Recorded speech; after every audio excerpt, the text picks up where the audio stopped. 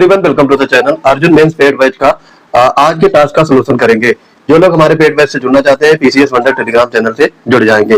तो आइए, ये पीसीएस मेंस का कंप्रेहेंसिव बैच है। इसमें पेपर 1 to 6 और आपका हिंदी और हिंदी ऐसे दोनों कराए जाते हैं। तो यानी टोटल 8 पेपर हो गए। ये सारे आपके इस बैच में इंक्लूड किए गए हैं। इसमें जो क्वेश्चन पूछे गए थे, वैदिक साहित्य का परिचय दीजिए, 8 अंक का।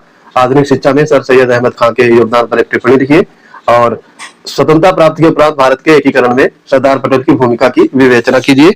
और लास्ट में है, क्षेत्रवाद भारत के विकास में किस प्रकार बाधाएं उत्पन्न करता है। तो ये 4 प्रश्न आपके पूछे गए थे, आपको इसके आंसर लिखने थे। तो आइए इनका मॉडल आंसर राइटिंग सॉल्यूशन देखते हैं। वैदिक साहित्य का परिचय दीजिए, अंक 8 है, शब्द सीमा है 125 वर्ड। तो स्कोर देखते हैं। सबसे पहले किसी भी क्वेश्चन का भूमिका लिखेंगे। वैदिक साहित्य प्राचीन भारत के सबसे पुराने और पवित्र ग्रंथ है। इन्हें श्रुति यानी सुनकर याद रखा गया भी कहा जाता है। ये मुख्यतः 4 भागों में विभाजित है। इन्हें संहिता कहा जाता है। तो इसमें वेद आते हैं चारों, उसके बाद ब्राह्मण, आरण्यक और उपनिषद। तो ये 4 आते हैं। तो वेदों में पहले देख लेंगे। ऋग्वेद ये सबसे प्राचीन, जिसमें देवताओं की स्थिति के लिए 1028 सूक्त वर्णित है। फिर है सामवेद आता है, संगीत और गायन से संबंधित मंत्रों का संग्रह है ये। फिर यजुर्वेद में यज्ञों और कर्मकांडों के नियमों का संकलन दिया गया है, और ये गद्य और पद्य दोनों में इसका उल्लेख मिलता है। अथर्ववेद में दैनिक जीवन, तंत्र मंत्र, औषधि और जादू टोने से संबंधित प्रावधान दिए गए हैं। ब्राह्मण ग्रंथ, अब देखो ये 4 वेद आपके हो गए। उसके बाद में ब्राह्मण ग्रंथ आता है। ये वेदों का जो गद्य भाग होता है वो होता है, जो यज्ञों और अनुष्ठानों और उनके आध्यात्मिक अर्थ की व्याख्या करते हैं। उसके बाद में अरण्यक आ जाता है। ये वनों में या अरण्य माने वन होता है, वनों में पढ़े जाने वाले ग्रंथ जो मुख्य रूप से दार्शनिक सिद्धांतों और रहस्यवाद पर आधारित होते हैं। उसके बाद उपनिषद आ जाता है। इन्हें वेदांत भी कहा जाता है। ये आत्मा, परमात्मा और ज्ञान मार्ग पर चर्चा करने वाले दार्शनिक ग्रंथ होते हैं। जैसे यहाँ पर उदाहरण दिया गया है मुंडकोपनिषद, जिससे सत्यमेव जयते लिखा गया है। फिर आगे है निष्कर्ष लिखेंगे, अब कंक्लूड करेंगे। वैदिक साहित्य न केवल धार्मिक ग्रंथ है, बल्कि ये प्राचीन भारत के सामाजिक, आर्थिक और सांस्कृतिक इतिहास को समझने का सबसे सशक्त स्रोत है। तो यहाँ पर ये पहला क्वेश्चन कंप्लीट होता है। इस तरीके से आप अपने आंसर राइटिंग लिखेंगे। दूसरा प्रश्न देखेंगे। आधुनिक शिक्षा में सर सैयद अहमद खान के योगदान पर एक टिप्पणी लिखिए, 8 अंक, शब्द सीमा 125। भूमिका पहले लिखेंगे। 19वीं सदी के समाज सुधारक सर सैयद अहमद खान ने मुस्लिम समुदाय में वैज्ञानिक दृष्टिकोण और आधुनिक शिक्षा को बढ़ावा देने में अग्रणी भूमिका निभाई। अब मुख्य विषय में यहाँ पर लिखेंगे आधुनिक शिक्षा में योगदान। इनका आधुनिक शिक्षा में योगदान क्या रहा है? पाश्चात्य शिक्षा का समर्थन। उन्होंने पारंपरिक शिक्षा के स्थान पर अंग्रेजी भाषा, वैज्ञानिक यानी आधुनिक विज्ञान और तकनीकी शिक्षा को अपनाने पर बल दिया। वैज्ञानिक समाज की स्थापना इन्होंने 1864 में अलीगढ़ में इसकी स्थापना की थी। साइंटिफिक सोसाइटी की इन्होंने स्थापना की थी, जिसका उद्देश्य क्या था? अंग्रेजी के वैज्ञानिक और ऐतिहासिक ग्रंथों का उर्दू में अनुवाद करना। फिर अगेन ये मोहम्मदन एंग्लो ओरिएंटल कॉलेज के संस्थापक रहते हैं, इसकी स्थापना करते हैं। तो ये स्थापना होती है 1875 में अलीगढ़ में इसकी स्थापना की, जो आगे चल करके 1920 में अलीगढ़ मुस्लिम यूनिवर्सिटी यानी AMU बन जाता है। ये आधुनिक शिक्षा का मुख्य केंद्र बना। फिर है तहजीब उल अखलाक पत्रिका।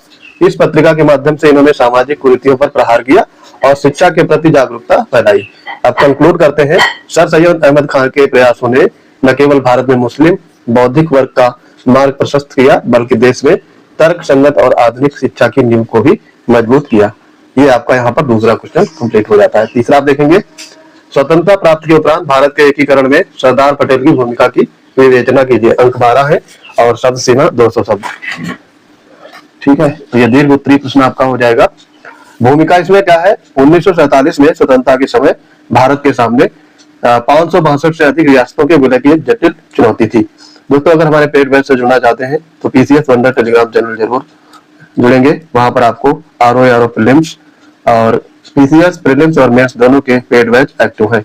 मिनिमम फीस में मैक्सिमम रिजल्ट आपको गेन करने के लिए ये बैच आप जरूर ज्वाइन करेंगे। भारत के प्रथम गृह मंत्री और लौह पुरुष सरदार वल्लभ भाई पटेल ने अपनी कूटनीति और दृढ़ इच्छा शक्ति से भारत का राजनीतिक एकीकरण सुनिश्चित किया। ये आ गई भूमिका। अब मुख्य विषय में देखेंगे। जो मुख्य पार्ट है, एकीकरण में सरदार पटेल की भूमिका क्या रही? रियासती विभाग का नेतृत्व पटेल ने बीपी मेनन के साथ मिलकर रियासती विभाग संभाला और राजाओं को भारत में शामिल होने के लिए प्रेरित किया।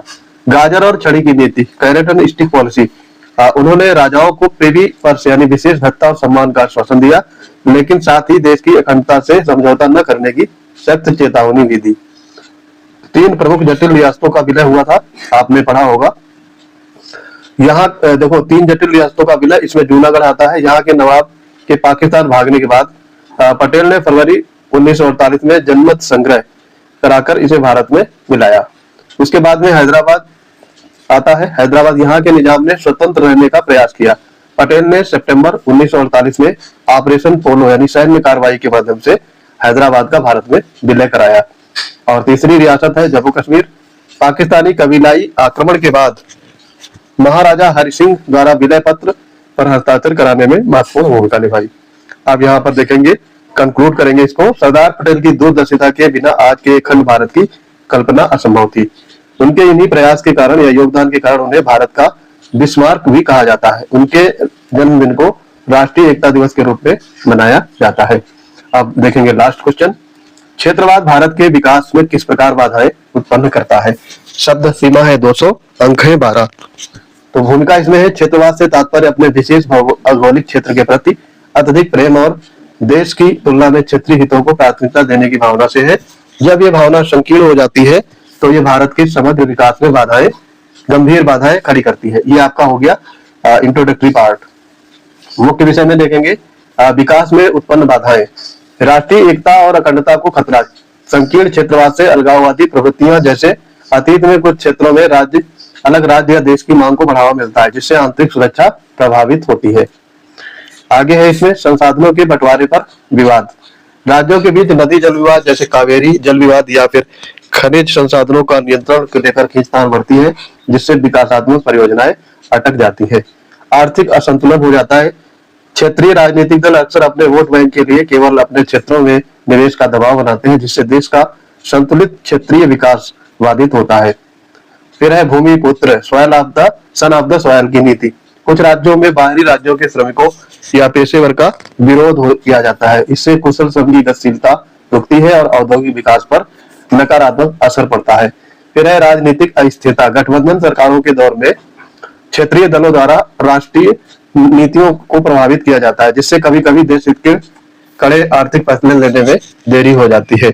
अब इसको कंक्लूड करेंगे, निष्कर्ष निकालते हैं। क्षेत्रवाद देश की विविधता का प्रतीक हो सकता है, लेकिन जब यह अति क्षेत्रवाद का रूप ले लेता है तो विकास की गति धीमी हो जाती है।